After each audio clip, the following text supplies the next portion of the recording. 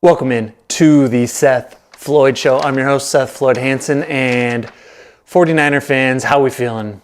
How we doing? Are you like me and you've been in a full-on depression all week? I hope not. I hope you have a better relationship with this whole 49ers football team than I do, because too much of my, mental health, mental stability rides on the performance of these 53 dudes and a head coach that don't live anywhere close to me. They live in Santa Clara, California, and are they letting me down this year? It has been a rough week. And I almost skipped this week. That's where I'm at with it. That's how disconnected and disheartened I feel about this season.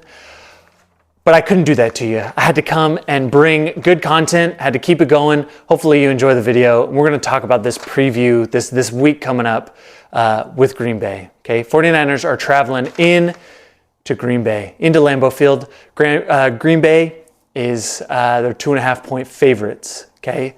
This is the first time the 49ers haven't been favored in a football game since, it's been over a year. I think the last time was the 2002, I guess it was January of 2023, NFC Championship in Philadelphia. I think they were underdogs there by 3 points or something. That's how long it's been. And that's kind of a testament of what this season has been. And I wish I had more positivity and optimism going into this week, but I do not. In fact, I have the least amount of optimism for this football team as I've had all season, okay? It doesn't look good. I've got my notes here. I had to get rid of the table. We did some reconfiguring, so I'm going to be looking down at my notes here. Doesn't look good. For a number of reasons, this season has basically been a disaster. It's been awful. A big part of that is because the expectations were so high after how good we looked last year all season until the playoffs and Super Bowl. But essentially what it feels like is every crucial play, every important moment in every game that would have tilted it either way, like whether you're going to win or whether you're going to lose. It feels like the majority of those important moments this season have gone against us, whereas last year it seemed like every single important moment, for the most part, went our way until we got to the playoffs, or at least until we got to the Super Bowl. I shouldn't even say in the playoffs because we won some miracle games in that stretch too. But I'm thinking the Rams game, the Cardinals game, this past Seahawks game, all of those just feel like every important moment that we needed something to go our way, it didn't go our way. Now, against Tampa Bay, it went our way. We got up big on Dallas, and then we were able to hold on to the lead there. But for the most part, just luck has not been on our side.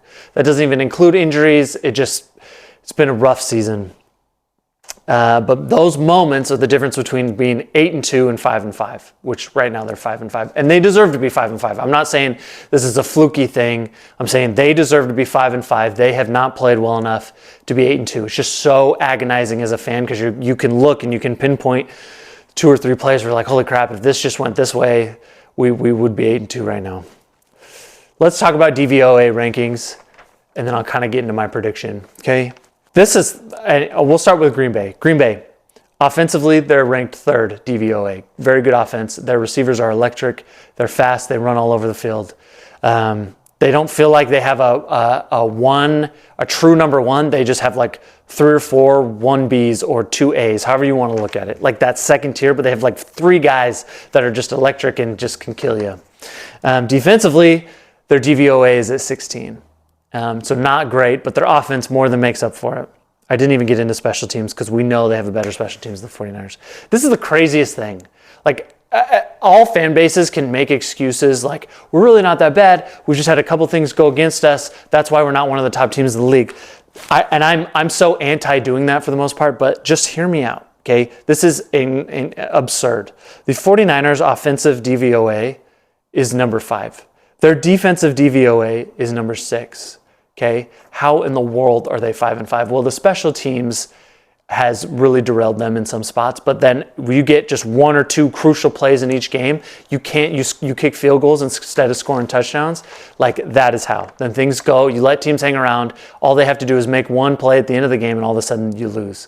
And that has happened to us at least 3 times this year. It's just agonizing and frustrating. It's rough. It's rough. Now, what are some of the good matchups for the Niners? Well, defensively, the Packers aren't the strongest. I've said that multiple times about multiple teams. I said it last week about Seattle. I said it about Tampa Bay. I said it about the Cardinals. And every time we play those teams, all of a sudden their defenses have like the best game of the year. And that's not, I'm not making excuses. That's probably an indictment on Kyle Shanahan right now, not staying ahead of the curve. But if the Packers historically have not had a great defense. And I will say this, I'm going to say this. The Packers are an overrated team to me. They are 7-3. Very easily could have lost to the Bears. Congrats on blocking that field goal, but the Bears are a team you should have blown out. I know it was a division game, but a team that most of us would feel like you should blow out. They came down to the wire against the Jaguars, okay? Easily could be 5-5 right now. Those plays have gone their way, so congrats on that. But I'm just saying this Super Bowl contending team that people thought the Packers were going to be before the year, I do not think that's them. They've lost both their important games, their most important division games. They've lost them both, okay? Got manhandled by the Vikings, even though it got close late. They got manhandled by the Vikings at home, and then they lost to the Lions at home. And they still have to play those two teams again. So I think the Packers, they're not like complete frauds. They deserve to be in the playoffs. They should be in the playoffs. I'd be shocked if they weren't. But I do not take them serious as a Super Bowl contender. And to be fair, there's only one team, I think, in the NFC that's a real Super Bowl contender, and that is the Detroit Lions. I don't think anybody is in their tier. I don't think anyone's really going to challenge them unless Detroit has a terrible playoff game. They shoot themselves in the foot, kind of like what they did against Houston, and Goff threw 5 picks. But as long as he doesn't do that, I don't see anybody in the NFC beating him. That's just my take, okay? So I don't think this is their toughest opponent. I think the record could scare you, but I think if you look at their schedule, you look at some of these things, and you probably feel like, okay, well, they're probably not as good as people have anticipated, okay? Jordan Love in 8 games, okay? And this is how if the Niners are going to win, this is one of the things. I'll get to it in a second. Jordan Love has played in 8 games. He missed 2, okay, because of that knee injury in week 1. He's got 16 touchdowns in 8 games. Incredible. He's averaging 2 touchdowns a game. And he has 11 interceptions. That is really bad. That is very bad. He's turning the ball over. We're going to come back to that. Brock Purdy, 10 games, okay, 13 touchdowns. So 3 less than Love, and Love's played in 2 less games. This is not great. And he has 8 interceptions. 8 interceptions in 10 games isn't fantastic. Okay, we'll see. I don't think he's going to stay under the 10 interception mark that y'all kind of hope he does. If they have any hope of getting into the playoffs, he's going to need to stay around 10 and not much more than that. I'll just say this. I do not believe, I wrote this down earlier as I was taking notes. I do not believe the 49ers win this game. I don't. I think Green Bay is going to win it for a number of reasons, okay? One of those being I don't think Nick Bosa is going to play. I don't care what anyone says. Okay, he's been battling the oblique for 2 weeks now. He had the big sack against Seattle, and then it took him out of the game. And look at our defense, just absolutely fell apart without him in the game. Gave up 2 long touchdown drives to lose the game as soon as he leaves the field. We could not get pressure when he wasn't on the field. Leonard Floyd had a good game last week when he was playing opposite of Nick Bosa. As soon as Bosa was off the field, Leonard Floyd wasn't as much of a factor. He might have had 1 pressure after that. Okay, so that's what I'm worried about. The 49ers have given me no reason to believe that they can win this game. There's not one game you can point to where it was like, that's the 49er team from 2023. No, there's no game that you can point to. Maybe the Jets game week 1. Outside of that, there's nothing. And so, no, I don't have any confidence that they'll win. Now, if they are going to win, this is what's going to happen. Okay, there's 2 reasons that they would win this game. All right. First, this should be, in theory, this is that desperation mode game that all teams get when their back is against the wall, they're facing elimination, or that their season hinges on this. You should get the absolute very best fanatical effort from this 49ers team this Sunday. I don't know if it'll be enough. Because I think the offensive line isn't good enough. I don't think guys are playing good enough. Trent Williams is having a down year. Deebo Samuel is not playing as good as he has in the past. You don't have Brandon Ayuk. Pearsall's got some flashes, but he's a rookie. CMC is still getting his feet under him. He doesn't look the same. Jennings is the one player you can point to that looks amazing, and he's elevated his game. It just feels like most of the guys are having a down year. But this is the desperation game. This is kind of the game that Seattle gave. Their defense last week played a heck of a game. And part of it is this desperation of, hey, their season was on the line. They were about to go 4-6. if they lost the game to the Niners, and look what happened. The desperation mode, they were able to get a win. So maybe that happens this Sunday. I'm not counting on it. I expect them to play better than they did against Seattle, but I don't think it'll be enough. But desperation game is reason number one. And reason number two is kind of what I was talking about with Jordan Love. Like, he's turned the ball over. He's very loose with the football. He had 2 interceptions last year against the Niners in the divisional playoff game, both in the second half. And the one to ice the game that was really bad across the body. He's had a couple of those this year, just like throwing the ball across his body. If you're going to win this game, 49ers, you're going to have to find a way to turn the ball. Get Jordan Love to throw you the ball. He's probably a couple times. Okay, if Jordan Love throws 2 or 3 interceptions, then yeah, I think you probably have a chance in this game, depending on if you score touchdowns or field goals. Right now, everything says you're going to kick field goals, but I hope you prove me wrong. The offensive line, though, for the 49ers has been so bad. I don't know why they don't replace Jake Brendel. You can't just throw someone else in there. You might as well. Brendel has, I know they love him. It feels like they're getting too emotional with it. Chris Forrester, the offensive line coach, like, who I really like and respect, but it is obvious, like, he has some emotional connection to Brendel, and he just can't make the switch. And it's probably Shanahan's call if Shanahan went to him and said, hey, you've got to make the switch.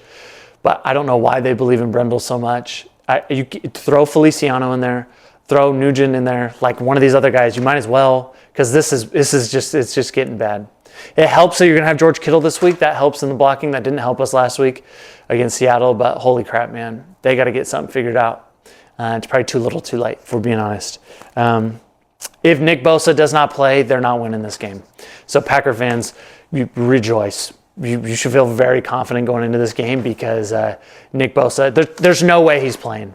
Unless they shoot him up with a ton of drugs and shots and they just find a way to get him on the field. Maybe they'll feel they have to because this is a kitchen sink game, but yeah, I don't think he's playing.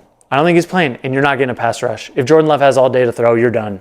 You're done. So my official prediction, because I don't think Nick Bosa is going to play, and even if he does play, it's still kind of a long shot. I'm taking the Packers. This is the first time this year I've picked the 49ers to lose, but they've given me nothing but heartache and no reason for optimism this whole year. They've been disappointing all year. I'm going to say Packers 24, 49ers 17. And this feels like the season. Feels like if you don't get it done in this game, you lose 2 in a row. It's the season. It's curtains for you. It's probably curtains for you anyway. I'm very negative Nancy right now. I'm very pessimistic about everything that's going on, but they better come out with their hair on fire. They better play a clean game. They better find a way to put the ball in the freaking end zone, stop kicking field goals. They better figure out a way to stop holding and getting penalties called on you anytime you get in the red zone or get in field goal range, because that bit you in the butt against Seattle as well. This is it. This is your season. This is wild card round. This is playoffs for you. You better win. You better win, because if you don't, you're effectively done. You're going to be done. Got some bad news for you. You're done, son. It's over. I promise you. So that's what I got. Sorry for such a depressing video. Hope I'm wrong. 49ers fans, come at me, like, call me out. That's great. I'm one of you. I'm going through everything you're going through. I don't think most of you are going to disagree with me. And 49ers, the team, please prove me wrong. I believe that somewhere in there is a team that can dig its way out of this and, like, get to the playoffs. But I haven't seen it yet, and I don't believe you're going to do it, is what I'm saying. I know you can do it, but I don't believe you're going to, just based off of the first 10 games of the season. But I hope I'm wrong. That's what I got for you guys. Thank you for tuning in. Please like the video. Please subscribe to the channel. Even if you're not sure you're going to come back again, like, subscribe. That would be great. Send it to your friends. Send it to your enemies. And that's what I got. Go Niners, I guess. I'm out.